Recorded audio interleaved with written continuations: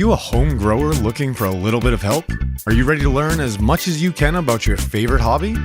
The Homegrown Helpers brings you informative interviews from experienced growers that have taken the next steps in their journey and decided to help you grow top quality cannabis all in your home. Now welcome in our host, Rob Smith, along with this week's Homegrown Helper. And welcome to the show, everyone. Are you ready for this week's grow tips and tricks from another Homegrown Helper? All right, me too. Well, today's going to be a bit of a different show. I told you a couple weeks ago as we were running out of guests that I plan on doing a solo show. See, I try and add value throughout the show with the questions and the feedback that I give our guests and providing some of my own experience.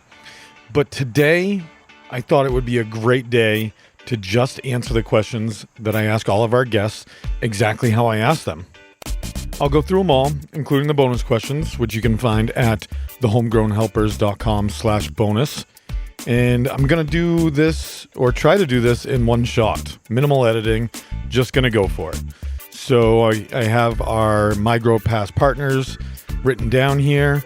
And I'm probably going to and a little more than I like to, but I'm just going to go for it. So this is going to be me collecting my thoughts.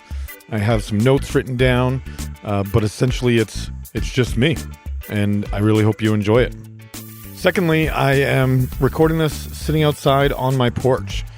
It was far too nice of a day out, and the kid across the street just decided to start blaring some music, so maybe this won't work. Well, that was fun. I would be lying if I didn't say I was a little bit disappointed. It's a beautiful fall day up here in the Northeast, and I'm back inside. So not only am I disappointed that I wasn't able to do this in one shot without much editing, because that's going to require a little bit of editing, but I wanted to make today about being real and authentic with you guys. So here we are, back inside my house. So moving on, we also need to ask you for new guests for the show. I've mentioned this for the last couple of weeks now, but we have been booking more interviews. I've done a little more, done a little more research, found a unique research path that has allowed me to find more consultants that are doing this, but I'm also going to run out of those at some point in time. So if we don't add more people in here, then we are going to run out of content. So please email me, DM me, whatever you need to do to get a hold of me, send some smoke signals. However you decide to send those is up to you. But let's help me keep adding value to the home growers out there and get some more consultants on the show. You can get at me at rob@thehomegrownhelpers.com. So as I speak and launch this episode, we are 1 week away from our very first 5K quarterly giveaway, where members of mygrowpass.com can win up to $2,000 in grow gear from all of our amazing partners. We give away over $5,000 in total every quarter from our amazing partners, but you can only win once. So we have about 80 so members right now, and you get entries in for each month that you're a member. Every new billing cycle, you get either 1 for a veg level or 2 for a bloom level. And now's the time to get in and get your entries before we do this amazing drawing on October 1st. I also need to thank Atlas Plant Trainer and Rooted Life for their continued partnership as we head into the last quarter of 2019. Since I forgot to start this off last week, here's a 5-star review on iTunes for the show. I really appreciate all of the reviews, even the ones with constructive criticism, because that helps me get better. I do obviously have to ask for more ratings and reviews, so if you wouldn't mind taking the time and clicking that review button after smashing the subscribe button, I'd really appreciate it. So the title of this is Just What I Was Looking For. Although Rob has less enthusiasm than Jordan on air, the podcast is a budding success. From simple tips to VPD discussions, this podcast delivers on its namesake. Keep up the great content. So, naturally, I am a very monotone person. It's not that I don't get excited about things. It's that when I get excited about things, I tend to be a much louder monotone person. That really is the only reason that I try and keep my enthusiasm in check. I hope that I've been getting better with some voice inflection and putting some enthusiasm behind my responses. Let's see how I do today. But ultimately, in the recording world, I can be a loud dude, and anybody that knows me in real life can attest to that. So I try and keep that volume in check so I don't blow out our audio editor Sten's eardrums as he's editing this and has to tone down my yelling and screaming for you. So last note before we get into today's show, we have a new partner, Growhouse Supply, where you can save 10% on all orders and 15% on anything over $200 by going to growhouse.supply/Growcast. That is growhouse.supply/Growcast. After carrying every piece of equipment that a grower needs, like containers, grow media, tents, tools, environmental controls, and well, just about everything else, Growhouse Supply has what you need to be a successful home gardener. As an online hydroponic store, they are able to stock over 10,000 products, all the ones that you use and are looking for, at discounted prices with minimal overhead. Hit up growhouse.supply/Growcast today and check out their massive inventory and low prices. Don't forget, listeners save 10% on all orders or 15% on anything over $200 using Growcast15 at checkout. So head on over to growhouse.supply/Growcast to make sure that those discount codes get applied automatically. So let's get right into it. What do you say? We're going to just start you off with my name, the company name, where I'm from, and how long I've been growing cannabis. So obviously my name's Rob Smith. I have many company names. Besides being the host of the Homegrown Helpers, I'm also the executive producer for Growcast, our parent podcast, our sister podcast, if you will. I started a company called Atlas Plant Trainer about 3 years ago now. That is the one of the sponsors of today's show. And I also own a trimming machine rental and sales business with my wife called Green Harvest Solutions. So after selling our grow last year, that was up in Maine, where we're originally from. Well, I'm originally from. We're living in Mass now, and that's where she was from. I had a 20 light grow operation in Maine, caregiver style, taking care of multiple patients and providing clean quality medicine of all varieties to a variety of different patients with different ailments.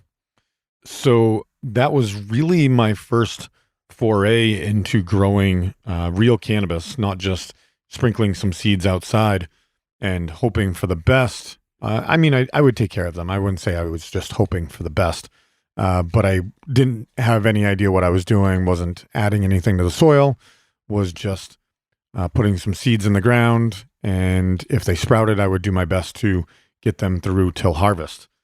However, about 6 years ago or so now, I became a medical cannabis patient in Maine and immediately started growing my own cannabis and found that I had a decently green thumb and expanded the operation slowly but surely, worked my way from 3 lights all the way up to a 20 light grow operation, full veg room, was a nursery of sorts and supplied all sorts of different products, not just cannabis related, but we also got into CBD and, eventually kind of dabbled in the, wholesale supply market as well for other growers, at least making connections anyways. So my current grow setup, this is question number 2. I actually don't have a current grow setup. Moving down from Maine, we had a good supply of our own medicine that we had stockpiled and moved into a place that didn't give us the ability to grow here. So it's an apartment and our landlords live right next door. And we chose this place because it was on the less expensive end, was really nice, had a lot of character, and it was available. So it doesn't get much more simple than that. Anybody that's moved and into a very populated area knows that rent can be very expensive, and this rent was not. And her sister was actually moving out of the place. So we kind of swooped in and just picked it up right where she left off without any lapse in rental for the landlords. So, but to tell you about my previous grow setup, like I just mentioned, I had a 20 light grow operation. That was split into 3 separate rooms, one with 8, one was 6, and one was 6. I did that because I wanted a perpetual harvest, harvesting 20 lights and, an average of 40 to 50 plants at once was daunting for me as pretty much a one-man show. So I did a perpetual grow, but I split the rooms up into different sections because I wanted the ability to be able to deep clean these rooms in between harvests. So I had previously had spider mites and lost an entire crop, 5 and 3 weeks into flower, and then was down for 3 weeks as I fully deep cleaned the room and gave them a little while before I wanted to put plants back in there. So was down for 2 to 3 weeks because of the spider mite issue, and I didn't want to have that problem moving into the new space, because if I lost an entire 20 light room to spider mites and was down, that was a large chunk of income that we would be losing, and this was becoming my job at this point in time. It wasn't just a passion. Split up into 3 different rooms, one with 8 lights, one with 6, one with 6. They were 12 feet wide. The big room was 18 feet long. The small rooms were 15 feet long. And then these had raised floors because having a smaller operation and then building the exact operation that I wanted some drain to waste. But I didn't want big tables limiting the exact placement of my plants. So I had my contractors build up raised floors, and we linoleum them, and had a drain built into the center.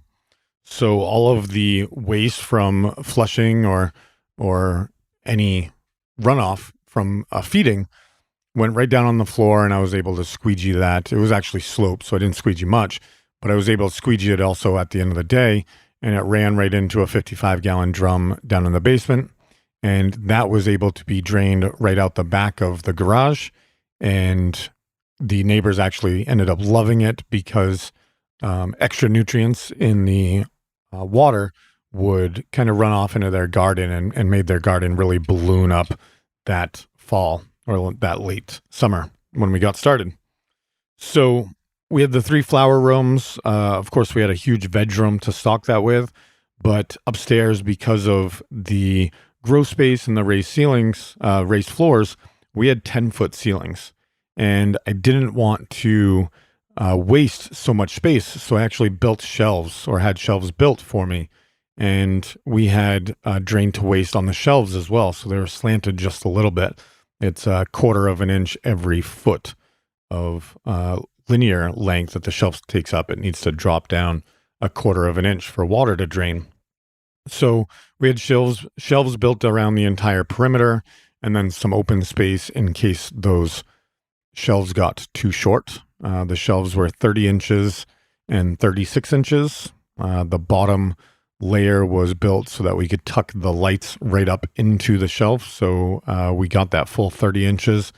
And, with lights hanging from the ceiling, we probably had 33 or 34 inches on that top shelf for growing plants. So those were T5s. And going back to flower, now that we're on lights, those were 1,000-watt high-pressure sodium lights. And we didn't really ever invest on upgrading them because we knew that we were going to be selling the grow very soon. And it didn't seem to make much sense to upgrade our entire lighting plan when we were going to be getting rid of the grow within the next year. I'll get into a little bit later about maybe now's a good time. So We were selling the grow, and I'm sure a lot of you are listening like, what? Why were you selling such a huge grow operation? That's people's dreams. And yes, it was. There were a couple of different factors. The wholesale price of cannabis was dropping in Maine. There was a lot more supply than there was demand for it at that point in time. And we thought we were getting out at, what was going to be the height of the market at that point in time. It turns out that with the new regulations and the ability to open up caregiver stores in Maine, that has changed, and the prices have increased probably about 50% over where we were when we sold it over a year ago.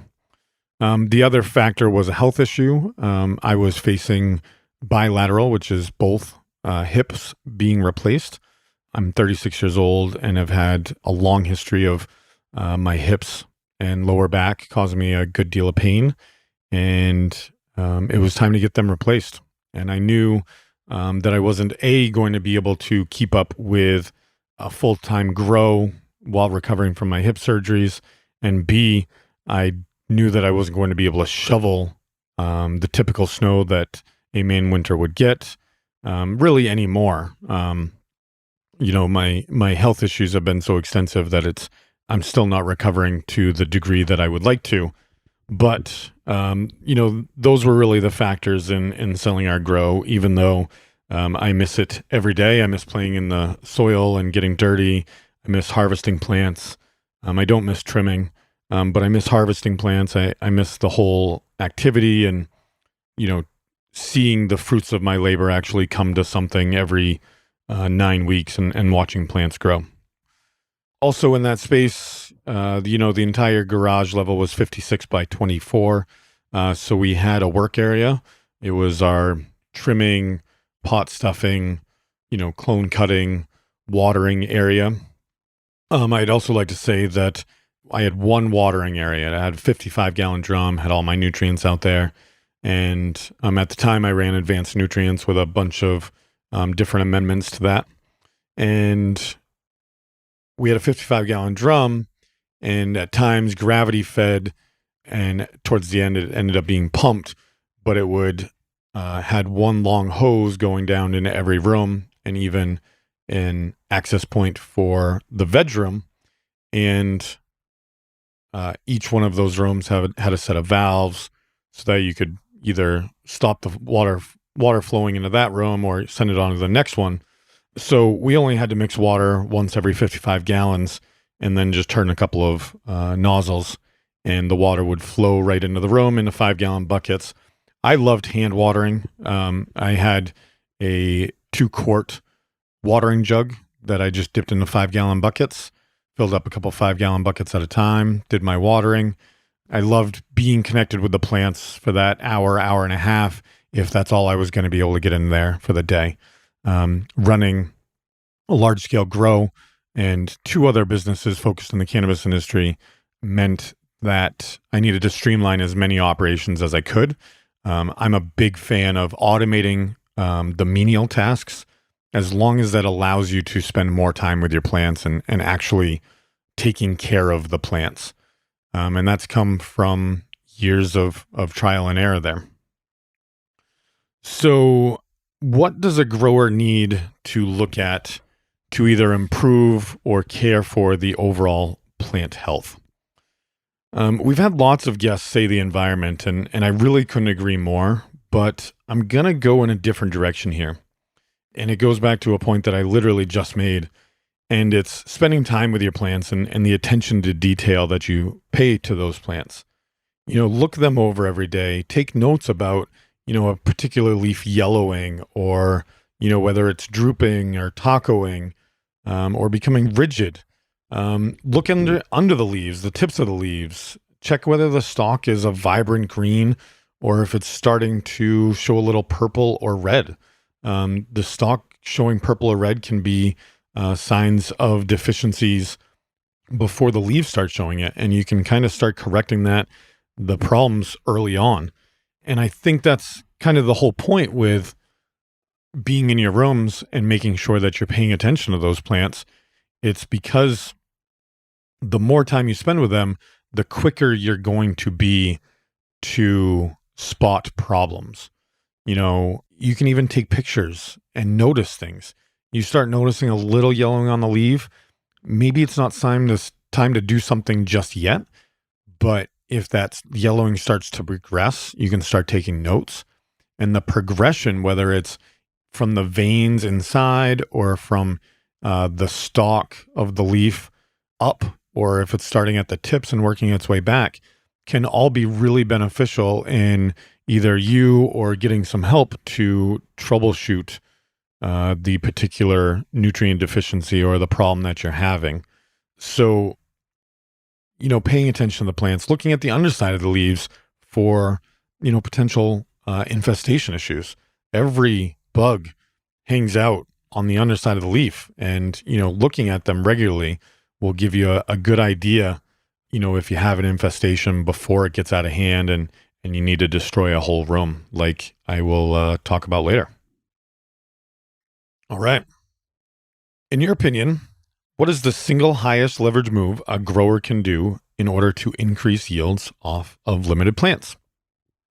So one of the reasons that we built, vertical shelves in our veg room was to maximize space, but that also decreased the height that we were able to get our plants to. So my tip is low stress training and ensuring that you're maximizing the footprint of any particular plant and the space that it takes up. I spent a lot of time using modified tomato cages or bent wire. I bought spools and spools of suspended ceiling wire. I think it's 10 or 12 gauge, cut it to a specific length, bent a hook in the end. And those were my early plant training devices. And then working my way up to bamboo stakes and soft wire tie. But the bamboo stakes, either had to be cut or broken down to size because I didn't always need a 4-foot length bamboo stake. Having 3 feet or less, putting them in at an angle. Sometimes I needed 4-foot tall ones. And then definitely in flower, I needed 4-foot tall ones. So it always seemed like I was breaking them and then it would splinter. Or I'd have a big tall bamboo stake, poking out in the aisles in between the shelves. And I just got really sick and tired of that and thought there really should be a solution that grew with the plant. And I wanted to make it as modular and functional as possible. So I started jotting down ideas for Atlas Plant Trainer and, brought the product to market and delivered what a lot of growers see as the best plant training solution on the market, as it, clicks together and is customizable in any way, shape, or direction or size that you would like to grow to. I'm already getting into our partner ad read here, but that's perfect. Atlas Plant Trainer was my baby and wouldn't have been made possible without my years in the garden, banging my head against the wall because I couldn't find that solution that I was looking for. So I decided to make it. So anybody that has ever listened to this podcast has probably talked to me about plant energy. And, I've done lots of talks on plant energy and low stress training and auxins and cytokinins and the balance of those and how they, really affect your plant growth and the yields that you're able to achieve off of these plants. Really, it's all about square footage and maximizing that square footage and making sure you have plant growth in every square inch or square couple inches there. And, you're not growing soil. So you really should take the time and make sure your canopy is nice and full and nice and even with low stress training. So enough about Atlas Plant Trainer. I'll just give you the coupon code to use at checkout. Use code Growcast to save 10% off at atlasplanttrainer.com or growbiggest.com. That's our tagline, is grow biggest with Atlas Plant Trainer. Members of my Grow Pass get 25% off. So you can get a 6-pack of plant trainers for lower or pretty much my cost, what I'm producing these and packaging them up for and sending them out to you. So head on over to atlasplanttrainer.com and grab yours today. Our next partner is Rooted Life. You can head to ROOTEDLYFE and use the code Growcast to save 10% off your entire order of premium CBD products. Now, this is a woman-led and woman-owned company, and they take a lot of pride and passion in producing superior quality, high-end CBD products that you can rely on that has less than that 0.3% THC and high quality, broad spectrum CBD. So what I mean by broad spectrum is they've actually just mitigated out the CBD during the manufacturing process through the distillation process. And so that means that there's no THC in there, but all of the other cannabinoids and terpenes that are naturally found in the plant. You've heard about the entourage effect. Well, you can get that with the full lineup of Rooted Life products. Now, our members at mygrowpass.com save 20% by accessing their member code in the portal. But you, if you're not a member, can head to rootedlife.com and enter the code Growcast to save 10% off your entire order. We have lots of members and lots of listeners that are taking advantage of this because who wants to really buy their CBD in a gas station? So grab yours today. So let's move on to integrated pest management in an indoor garden. What are my protocols and go-to items to keep your garden and plants clean and healthy? So time and time again, you've heard guest after guest talk about cleanliness and ensuring that you have clean clothes, that you're clean, you have clean shoes, that you keep your area clean, you don't let your pets inside, all of that stuff. So that was my number one protocol. I'll tell you exactly what I did. But if I was outside for any length of time, I mean, I would maybe walk to the car and grab something out of the car or something like that. But if I went to any store, if I played with a dog, if I played with the kiddo outside, I would shower before heading into the grow space. I had a set of clothes that usually lasted me 2 days of going in and out of the grow. But those were tucked away and kept away from regular clothes that had been outside. I had a pair of Crocs that ended up being dirty just because I grew in ProMix and was regularly, spilling dirt all over the place.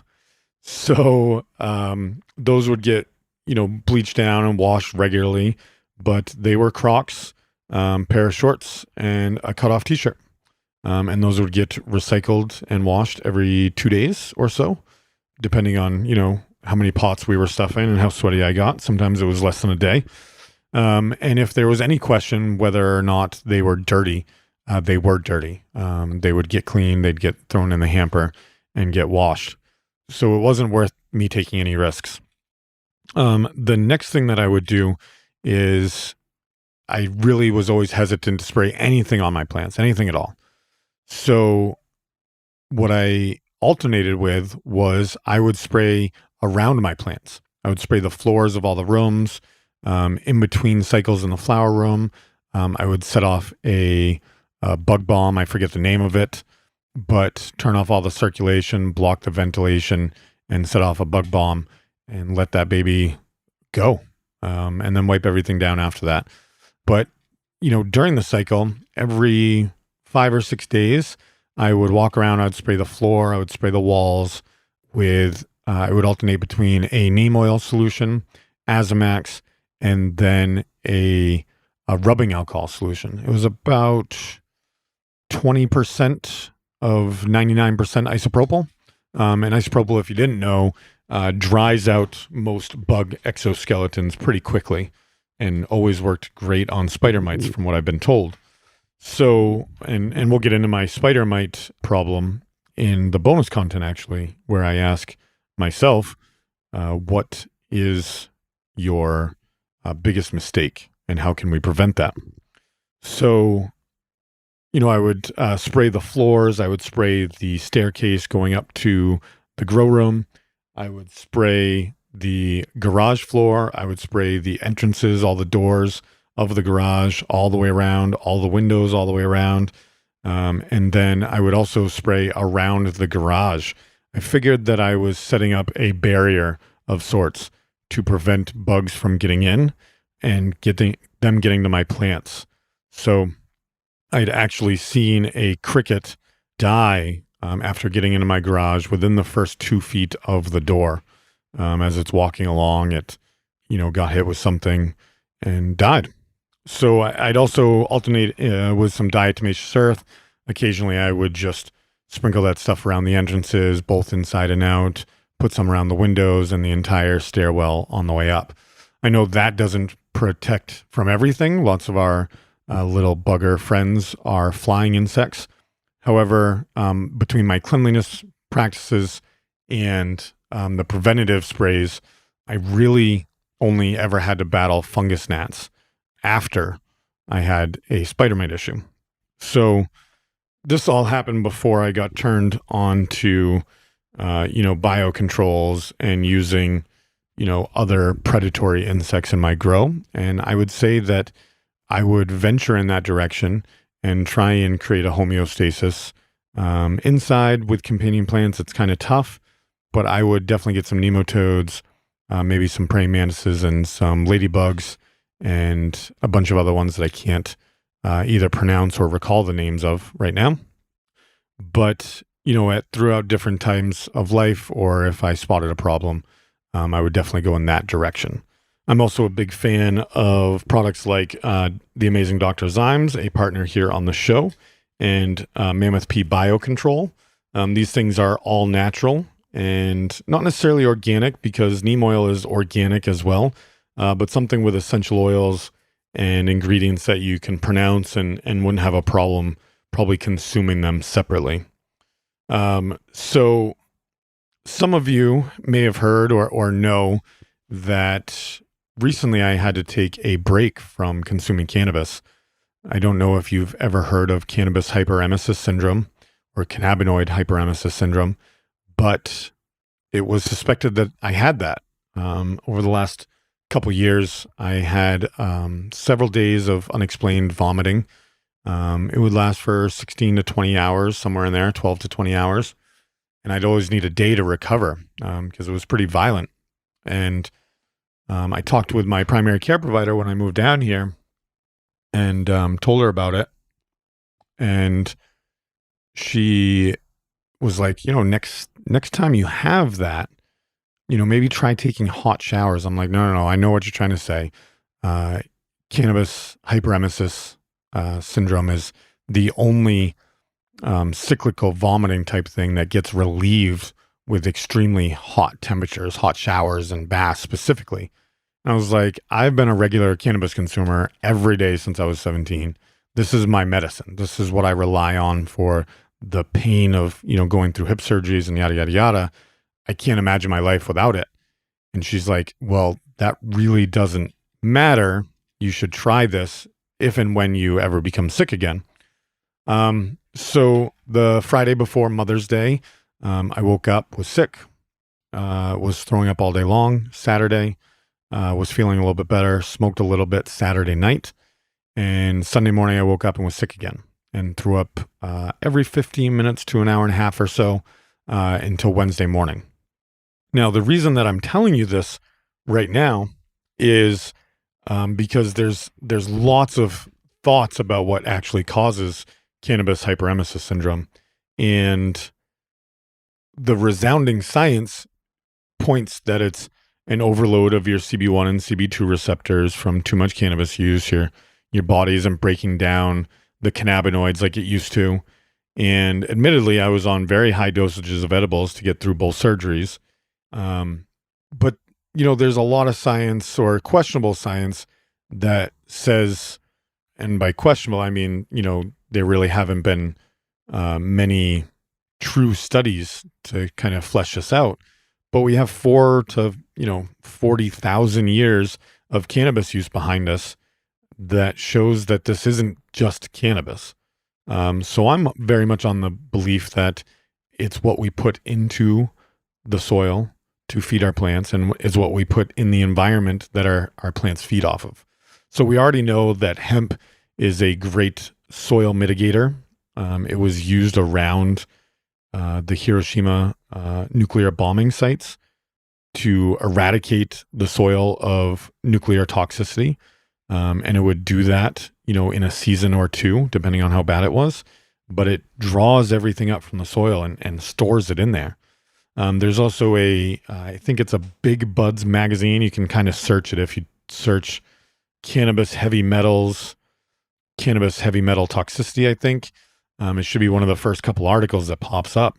And it talks about the heavy metals that the cannabis plant stores behind it, or behind even after a proper flushing in your plant from using bottled nutrients. So, even though I was very reluctant to spray things on my plants, I did spray around them, and undoubtedly it was in the air, and they breathed it. But I used advanced nutrients. Time after time, that was pretty much my go-to. That's what I found that worked. That's what I got dialed in, and I could probably mix the mix in my sleep still. However, I believe, and I don't have anything behind this, so don't take this word as, the word of a doctor or a scientist, but I believe cannabinoid hyperemesis syndrome is related to what we put in and on our plants, not the actual cannabinoids that the plant produces. So I wanted to share that because I'd like to continue to push you towards clean growing and ensuring you know what you are putting in and on your plants and being smart about your choices.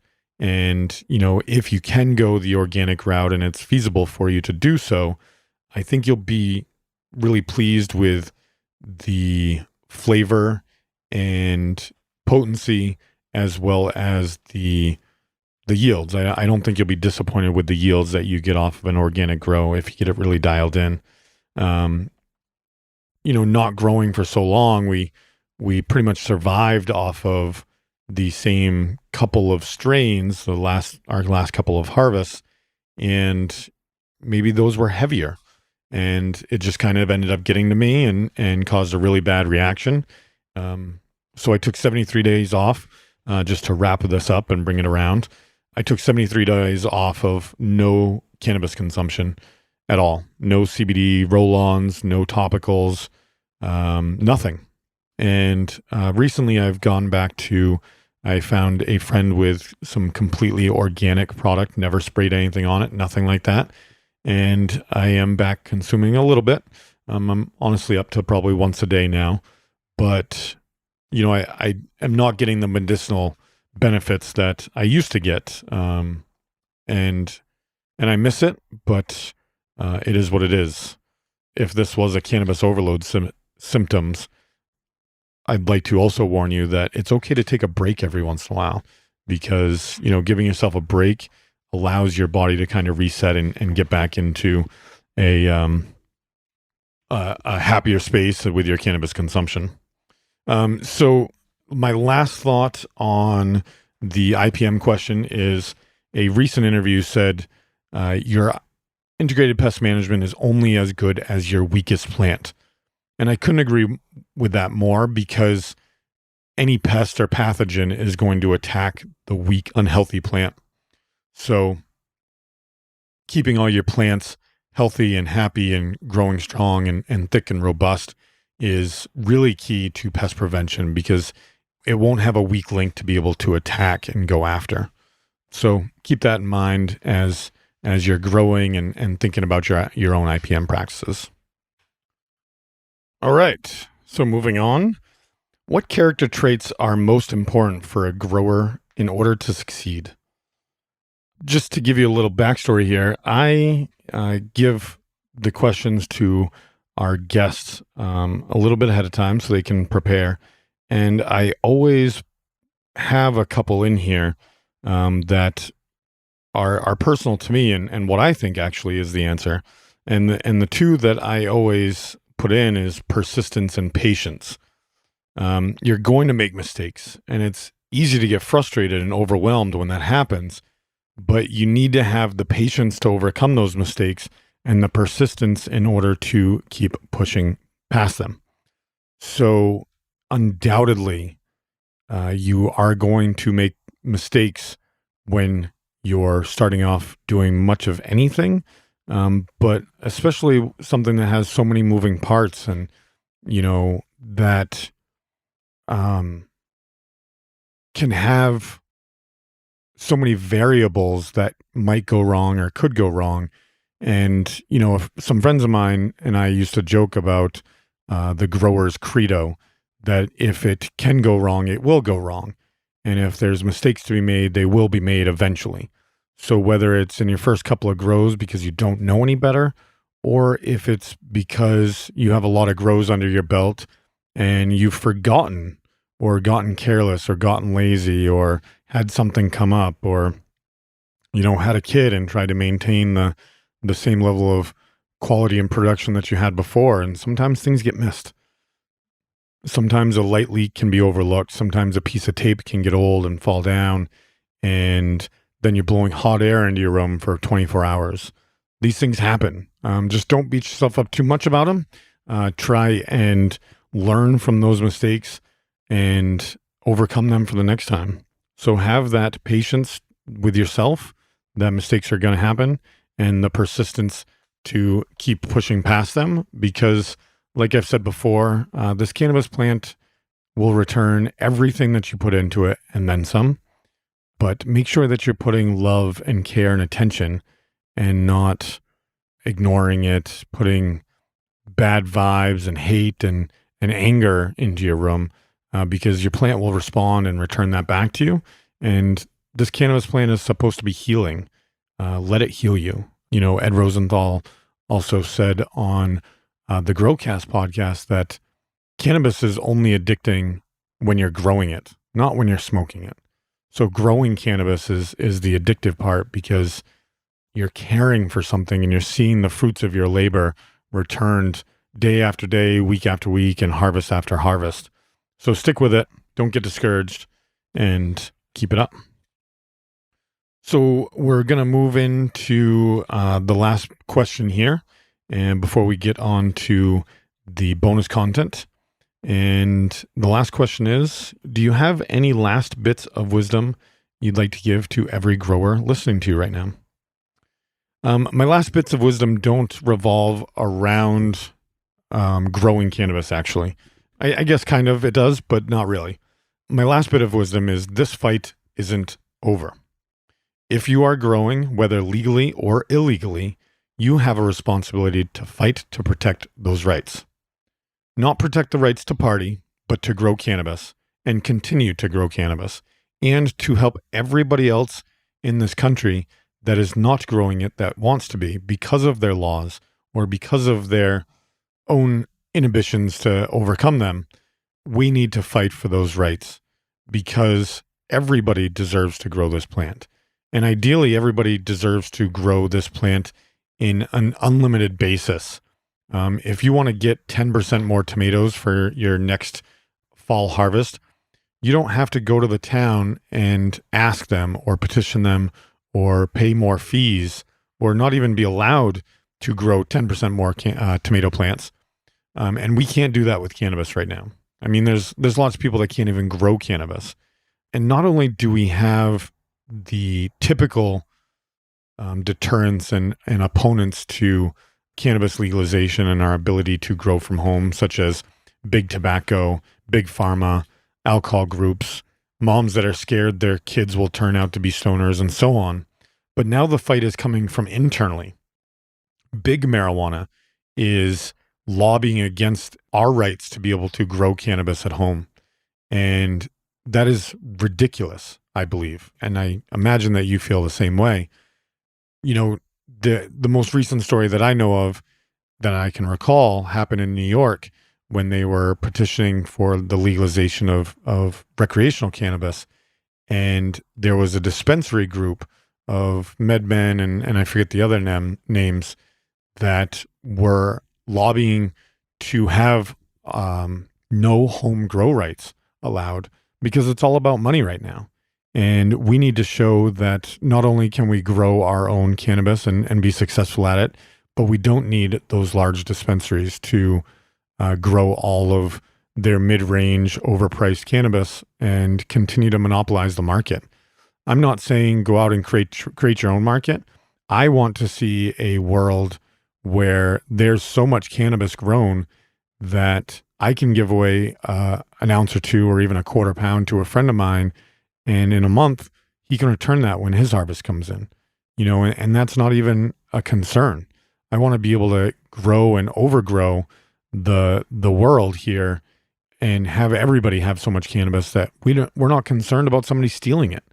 In Maine, where I'm from, the quote unquote rippers or the outdoor harvest thefts are on the rise with the rise of growers.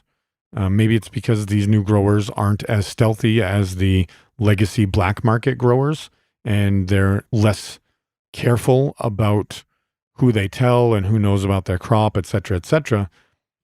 But these rippers are on the rise. I mean, I had a friend that had a 10-foot tall fence around his plants, and these guys leaned over the fence and just chopped off the tops of his plants and just took the tops with them. They're literally taking anything that they can get. And if anybody's in any Facebook groups with growers, you're seeing this. It's starting to come out. Even well before these plants are ready, where, just at the end of September, they still have some more time. And people are getting their hard worked crops taken from them time after time again. And I want to get to the point where we're not concerned about that, hey man, if you need some cannabis, let me give you a couple ounces instead of stealing my whole crop. Like, I'll give it to you. No problems there. So that's pretty much it. I think you guys know how to get a hold of me, how to find me. I talk about it all the time. I have lots of different email addresses, lots of Instagram accounts, Atlas Plant Trainer, the Homegrown Helpers. I manage Growcast. You can email me at contact@growcastpodcast.com, Rob at the Homegrown Helpers, the Homegrown Helpers at gmail.com. Any of those work. But for now, I'd encourage you to head on over to thehomegrownhelpers.com/bonus and download the bonus content available to only you if you hand over your friendly email address, someone that we can reach to you. And you'll also get notified when new episodes drop every couple of weeks, access a link to our bonus content. And we also remind you of our specials that we're giving through our mygrowpass.com membership program and all of our partner deals and the discounts that you can earn there. So if you've made it this far, I assume that you're a fan. So if you're a fan, please give us a rating and review on your favorite podcast app. It goes a long way. And I'm going to sign off here with another horrible sign off. I still haven't figured out what I like to say, or maybe I did one day and then stopped saying it, forgot. But happy growing and stay safe.